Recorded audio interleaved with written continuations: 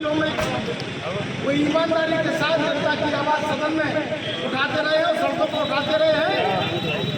ये भ्रष्ट कमली सरकार कभी हमारे नेता को न डरा पाएगी, न डराने की कोशिश करेगी तो कार्यकर्ता ये लड़ाई सड़कों पर लड़ता रहेगा।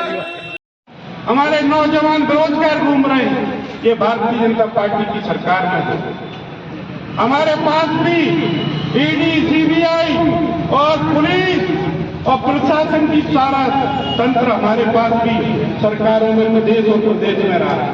भारत में प्रधानमंत्री सोनिया गांधी जी को बनाया जा रहा था, उस समय उन्होंने सोचा कि कुछ सहयोग प्रधानमंत्री जो अर्थव्यवस्था को सुधार सकते हैं डॉक्टर मनमोहन सिंह जी, तो प्रधानमंत्री पद को ठोकर मारकर उन्होंने मनमोहन सिंह जी को प्रधानमंत्री भारत का बनवाया। मैं चाहता हूं भाजपा में अब शायद मर्द नेताओं की कमी हो गई है, और वाकई में अगर मर्द है नेता तो सामने से लड़ो, सामने से बात करो। क्या ईडी पीडी करते रहते हो आप बैठे, वहाँ ईडी हो यहाँ ईओडब्ल्यू, यही बचा है क्या? और आप लोगों को कहना चाहता हूँ, अगर वाकई आपकी एजेंसियां काम कर रही होती तो अभी मुरैना में कितनी बड़ी घटना हुई। आपने देखा होगा 14 तारीख को कौन सा हिंगोना गाँव है, हिंगोना गाँव, मैं अभी वहाँ होकर के आ रहा हूँ। मैं हिंगोना गांव से सीधे आप लोगों के बीच में आया, इसीलिए थोड़ा सा विलंब हो गया। हिंगोना गांव में जो घटना हुई, यदि वास्तविकता में एजेंसियां सही मायने में काम कर रही होती तो ये घटना नहीं घटी।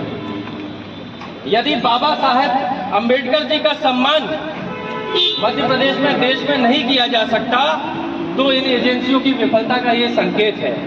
और ये एजेंसियां कांग्रेसियों के विरुद्ध कुछ भी नहीं होगा। अभी इतना से अगर कोई बाइक से भी निकल जाएगा तो एक झूठा केस आपको लाते का आता है। जब समय आएगा तो विश्वास रखिएगा कि आपका एक एक केस, आपका एक एक अत्याचार आपको ब्याज के समेत लौटाएंगे, नहीं तो हम अपने खानदानी को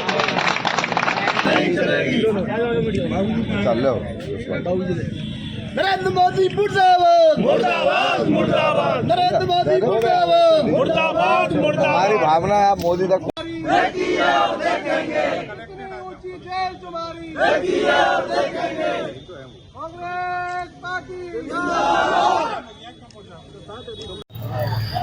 देखिए, जिस प्रकार से राहुल गांधी जी की लोकप्रियता बढ़ रही है देश में, और वो जनहित के मुद्दों को उठा रहे हैं, चाहे बेरोजगारी का विषय हो, चाहे जिस प्रकार से चीन हमारे यहाँ कब्जा कर रही है, चाहे अमेरिका रेसिप्रोकेटिव टैक्स लगा रही है, सारे बड़े बड़े विषय को वो संसद के अंदर उठा रहे हैं और लोग जागृत हो रहे हैं।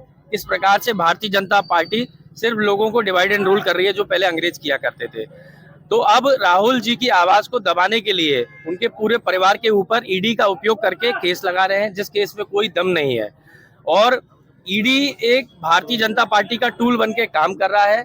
मैं कहना चाहता हूँ, ईडी को तो political wing Bharatiya Janata party को अपना घोषित कर देना चाहिए।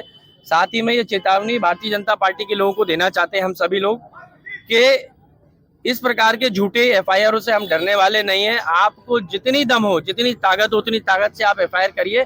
इससे जनता में और संदेश जाएगा कि भारतीय जनता पार्टी में कैसे नामर्द नेता हैं, जो कि एक बुजुर्ग नेत्री जिन्होंने प्रधानमंत्री के पद का भी त्याग कर दिया, उनके ऊपर भी आपने झूठा प्रकरण लगाने के पहले विचार नहीं किया। मुझे लगता है भारतीय जनता पार्टी के नेताओं के अंदर शर्म और मर्दांगी समाप्त हो गई है। उनको एक बार अपनी अंतरात्मा में झांक करके उत्तर लेना चाहिए।